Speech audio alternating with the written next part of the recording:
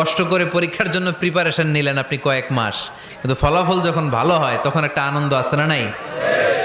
সারাদিন রোজা রাখলেন রমজানে, কি কষ্ট, তৃষ্ণায় গলা ফেটে যায়, কিন্তু ইফতারির সময় যখন রুহাবজা শরবতটা খাই কেমন লাগে? একটা আনন্দ আছে না নাই? এজন্য আল্লাহ বললেন فإن مع العسر يسرا إن مع العسر يسرا। ও নবী, কষ্টের দিন মক্কায় অল্প কিছু দিন, মদিনাতে আনন্দের দিন অপেক্ষা করছে। আমাদের জীবনে যদি দুঃখ কষ্ট আসে আমরা ধৈর্য ধরবো, তাওয়াক্কুল করবো একজনের উপর, তিনি কে? কারণ আমরা বিশ্বাস করি কষ্টের দিন এটা চিরকালের জন্য নয়, সামনে আনন্দের দিন আমাদের জন্য সেট করে রেখেছে কে? তাহলে আমরা সূরাতুল ইনশিরাহ থেকে 3টা নেয়ামতের বর্ণনা শুনলাম, বিশ্বনবীকে কি সান্ত্বনা দেয়া হলো সেটা শুনলাম। এবার 2টা গাইডলাইন শুনে তাফসীর আমরা শেষ